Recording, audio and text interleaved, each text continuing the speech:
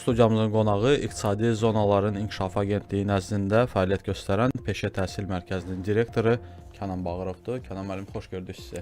Çox sağ olun, mən də sizi salamlayıram, sizin dinləyiciləri salamlayıram. Və bugün biz peşə məktəblərindən bağlı danışacağıq və ilk sualım da elə ondan ibarətdir ki, Peşə Təhsil Mərkəzi haqqında bizə məlumat verərdiniz ki, ümumiyyətcə fəaliyyəti nə zamandan başlayıb, nə işlər görürsünüz, bu haqda zəhmət olmasın. Demək, İqtisadi Zonaların İnkişafı Agentliyi nəzdində Peşə Təhsil Mərkəzi 2020-ci ildə fəaliyyətə başlayıb. Mərkəzin açılışı ölkə başçımız cənab İlham Əliyev tərəfindən həyata keçirilib. Mərkəzin yaradılmağında məqsəd də Azərbaycanda sənaye müəssisələrini zəruri kadr ehtiyacını təmin etməkdir.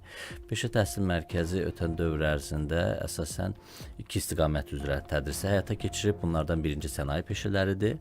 Digər istiqamət isə IT sahəsidir ki, bu da ölkə üçün çox prioritet sahədir. Bu iki istiqamətdə bizdə deməli peşə təhsil səviyyəsində kadr hazırlığı həyata keçirilir. Və ötən ilə qayıdaq, bir növ hesabat kimi.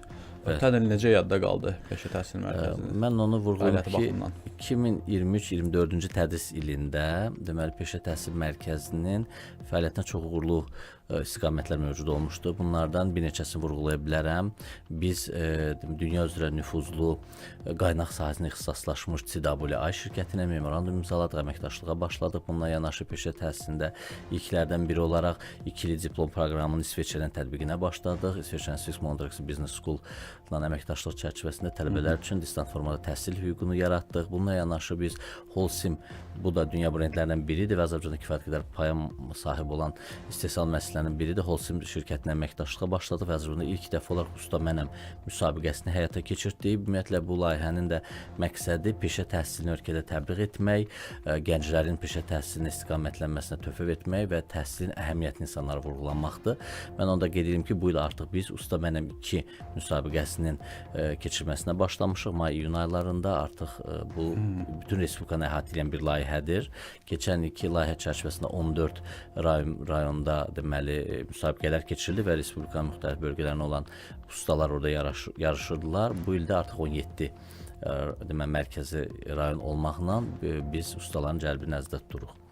Bununla yanaşı peşə təhsilində 2023-24-cü tədris ili ilə müqayisədə biz tələbə sayını artırdıq və artıq 2024-cü ilin sentyabrından başlayaraq Peşə Təhsil Mərkəzində 420 tələbə təhsilini başladı. Mən xüsusi vurğulamaq istəyirəm ki, Azərbaycanda ilk dəfə olaraq alternativ enerji sahəsində peşə təhsil səviyyəsində təhsil imkanları yaradıldı və 2024-cü ildə ilk qəbul həyata keçirildi. Bu deməli bərpa olunan enerji avadanlıqlarının xidmət üzrə mütəxəssislərin hazırlanması ixtisasıdır və bizim Peşə Təhsil Mərkəzində o ilklərdən birini etməklə bizdə hal-hazırda bir qrup tələbələr, yəni 19 tələbə bu ixtisas üzrə təhsili həyata keçirir. Bu yüksək texniki peşə səviyyəsində həyata keçirilir. Çox gözəl.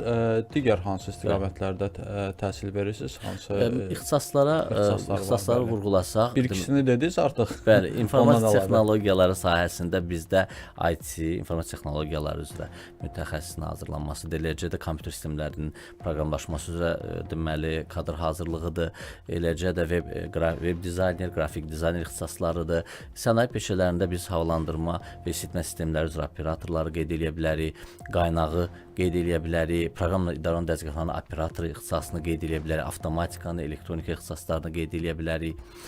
Deməli və bu ixtisaslar eləcə də turn of phrase ixtisasını qeyd edə bilərik ki, bu ixtisaslarda bizdə həm texniki peşə, eləcə də ilkin texniki peşə və yüksək texniki peşə səviyyələrində tədris həyata keçirilir və bütün bu ixtisaslar da məhz işə götürənlərlə, rezidentlərlə keçirilən görüşlərin nəticəsində bizdə müəyyən edilir və biz növbəti il artıq tədris üzrə qəbul planını verdiyimiz zaman rezidentlərin ehtiyacını nəzərə alaraq bu qəbul planını təqdim edirik.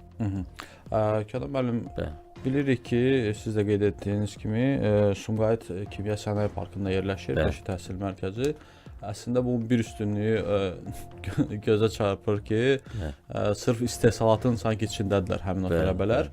Digər üstünlüklər barədə istəyərdik ki, Çox bizə. doğru qeyd elədiniz. Biz yeganə peşə təhsil mərkəziyik ki, məhz Azərbaycanda sənaye parkları arasında yerləşir və ətrafımızda kifayət qədər çoxlu sayda sənaye müəssisələri var, rezidentlər var. Ümumiyyətlə Sumqayıt Kimya Sənaye Parkı regionun ən böyük sənaye parkıdır və biz işə götürənlərlə sıx ümumiyyətlə tədrisi də, istehsal təcrübə prosesini də, eləcə də tələbə qəbulu üzrə planı da həyata keçiririk. Bununla yanaşı sənaye parkında yerləşməsi tələbələrin növbəti mərhələdə artıq məzun olduqları dönəmdə məşğulluğun təmin olunması üçün geniş imkanlar yaradır və onlar praktik sənayedə təcrübəni qazanmaqla əlbəttə ki, deməli əmək bazarında çıxışını çox asan şəkildə həyata keçirə bilirlər.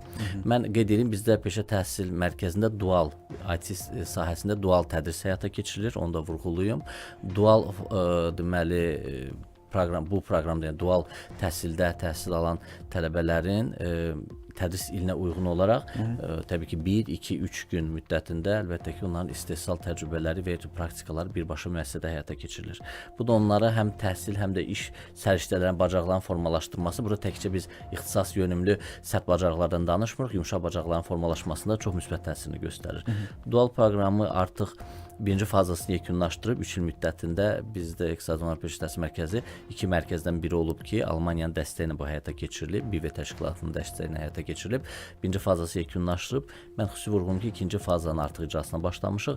Bu da növbəti 3 ili əhatə eləyəcək. Burada isə yeni 2 ixtisasdır. Bu kənd təsərrüfatında ağıl idarə etmə sahəsidir və alternativ bərpa olunan enerji sahəsində mütəxəssislərin hazırlanmasıdır ki, hər iki istiqamət bəli, ölkə üçün çox vərdici istiqamətdir. Kənan müəllim, işlə bağlı söz açdınız. Ümumiyyətcə məşğulluğun artırılmasında peşə təhsil mərkəzinin rolu barədə istərdik danışasınız. Bəli, mən qeyd edeyim ki, bizim 23-24-cü ildə tədrisini deməli başa vurmuş və məzun olmuş bizim tələbələrin artıq ondan sonraki dövr ərzində 65.4%-nin məşğulluğu təmin edilmişdi və bunun da bir qismi məhz qeyd etdiyim kimi bizim rezidentlərdə həyata keçirilmişdi, digər qismi isə ölkədə nüfuzlu peşə təhsil, daha doğrusu istehsal müəssisələrində bunların məşğulluğu təyin olunmuşdu. Biz bu istiqamətdə xüsusi olaraq əməkdaşlığımızı genişləndiririk. Demək olar ki, hər il biz çoxlu sayda müəssisələrlə anlaşma memorandumları, birgə fəaliyyətə dair əməkdaşlığa dair müqavilələr bağlayırıq və orada tələbələr üçün iş imkanı yaradırıq. Hansı müəssisələrlə, hansı ümumiyyətcə əlaqə baxımından mövcud əlaqələr və qarşıda duran quracağınız əlaqələr barədə zəhmət olmasa danışarsınız. Deməli, mövcud əlaqələrlə bağlı bizim demək olar ki 40-dan çox deməli həm istehsal müəssisələri ilə, bəli, yerli və xariciləri də nəzərə alsaq, 40-dan çox müəssisə ilə əməkdaşlığımız mövcuddur və məhz məşğulluğun da təmin olmasında bu müəssisənin çox aktiv rolu var. Mən bayaq dual proqramını qeyd etdim. Dual proqramında artıq məzun olacaq şəxslərin məşğulluqları onların təcrübə keçdiyi müəssisədə təmin edilir. Bu istiqamətdə uğurdur, çünki istehsal təcrübəsi zamanı, eləcə də dual proqram çərçivəsində təcrübədə olan gənclərin müəssisəni tanıması, müəssisənin onların bacarıqlarını tanıması, onların növbəti mərhələdə işlə təmin olması üçün çox asanlıqla imkan yaradır. Bununla yanaşı biz çox sıx işləyirik Azadsun Holdinglə. Azadsun Holding bizim partnyorumuzdur. Bununla bağlı mən Atis Food şirkətini qeyd edə bilərəm, hansı ki Sumqayıt ərazisində yerləşir. Azərflot, STP şirkəti olsun və eləcə də bir sıra müəssisələrimizin sayı çoxdur. Bayaq onu qeyd etdim, 40-dan çox müəssisə ilə bizim sıx əməkdaşlığımız mövcuddur. Həm uşaqların təcrübə imkanlarının yaradılması baxımından, həm də onların məşğulluğunun təmin olunması baxımından. Eləcə də digər rezidentlər.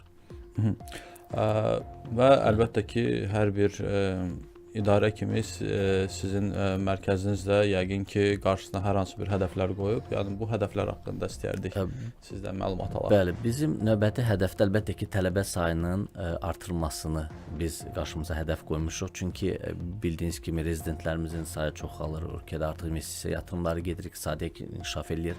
Mən xüsusi olaraq qeyd etmək istəyirəm Qarabağ bölgəsini ki, orada tikinti quruculuq işləri, istehsal müəssisələrinin yaradılması yeni kadr ehtiyacını formalaşdırır. Biz bu proqnozları nəzərə alaraq tələbə sayımızın növbəti il üçün artıq təqdim etmişik. Qəbul planımızı tələbə sayı ilə bağlı və orada da bu sənaye müəssisələrinin ehtiyacına uyğun sifariş əlbəttə ki göstərmişik. Bu istiqamətdə biz əməkdaşlığımızı genişləndirməyə hədəfləmişik. Bununla yanaşı növbəti əməkdaşlığımızla bağlı müxtəlif nüfuzlu təhsil müəssisələri ilə, eləcə də istehsal müəssisələri ilə əməkdaşlığımızın genişləndirilməsini xüsusi hədəf kimi qoymuşuq. Mən bir məqamı qeyd etmək istəyirəm ki, növbəti həftə bizim Gizik Holding Holding və Gidik İstanbul Universitetinin əməkdaşlığı ilə bağlı memorandum imzalanması fəaliyyəti həyata keçiriləcək və bu da tələbələrimiz üçün həm növbəti mərhələdə təhsil imkanı yaradacaq, həm də onların məşğulluğu və təcrübə imkanlarının genişlənməsinə imkanlar yaradacaq. Bu istiqamətdə də hədəflərimiz böyükdür. Eləcə də bayaq qeyd etdiyimiz dualın ikinci fazası üzrə artıq yeni 2 istiqamətdə həm alternativ enerji, həm də kənd təsərrüfatı sahəsində kadrların hazırlığı məsələsini prioritet hesab edirik. Bununla bağlı əməkdaşlığımızı genişləndiririk və əlbəttə ki, bizlə işləyən müəssisələrin sayının artırılması, çünki bu birbaşa tələbələr üçün yeni imkanlar deməkdir. Həm təcrübə baxımından, həm iş imkanı baxımından əlbəttə ki, sayıların artırılması üçün əməkdaşlığımız davam eləyir və növbəti müddətdə də artıq biz yeni bir neçə müəssisələr var ki, artıq plandadır ki, onlarla memorandumlar imzalayıb əməkdaşlığa başlayacağıq. Və Kənan müəllim, sonuncu sualım sizə bir ekspert rəyi deyək də buna. Sizin fikrinizcə niyə məhz tələbələr peşə təhsilinə üst tutmalıdırlar? Ümumiyyətlə, dünya təcrübəsinə də baxsaq, biz sənayenin inkişafında istehsal müəssisələrin əsas aparıcı qüvvəsinin məhz peşə, ixtisas sahibi olan mütəxəssislərin üzərində olduğunu görə bilərik. Biz bunu əməkdaşlıq etdiyimiz həm layihə çərçivəsində Almaniya modelində və digər modellərdə görə bilərik. Ümumiyyətlə, peşə təhsilinin çox mühüm əhəmiyyəti var və son dövrdə də ölkə başçısının da bu istiqamətdə müvafiq tapşırıqları və diqqəti böyükdür və biz yeni yaradılan müəssisələrin kadr təminatında əlbəttə ki, peşə təhsilini bitirmiş mütəxəssislərə çox ehtiyac duyuruq və bu baxımdan da gənclərin bu istiqamətə yönlənməsi, onların peşəkarlıq və səriştələrinin peşə təhsil müəssisələrində formalaşdırılması əmək bazarı üçün dayanıqlı kadr təminatı həyata keçirməyə imkan verəcək. Ona görə mən istərdim bütün o gəncləri üzümü tutum və bildirim ki, əlbəttə ki, peşə təhsilinin çox mühüm əhəmiyyəti var ölkə üçün və kimlərsə şagirdlikdən hansısa bir səriştələr formalaşdırıbsa, bununla paralel təhsili də önəmli hesab etməlidirlər və peşə təhsilini də almalıdırlar. Gənclərin bu istiqamətdə peşə təhsilinə yönləndirməsi onların dayanıqlı iş imkanları yaratmasına imkan verəcək. Kənan müəllim, vaxt ayırıb gəldiyiniz üçün və faydalı məlumatlar verdiyiniz üçün təşəkkür edirəm sizə. Mən təşəkkür edirəm, çox sağ olun. Sağ olun. Xatırladım ki, studiyamızın qonağı İqtisadi Zonaların İnkişafı Agentliyinin nəzdində fəaliyyət göstərən Peşə Təhsil Mərkəzinin direktoru Kənan Bağırov idi. Bununla da İqtisadi Həftə verilişi sona çatır. Bizim CBC FM Azərbaycan YouTube və Facebook səhifələrini izləməyi unutmayın. Sağ olun.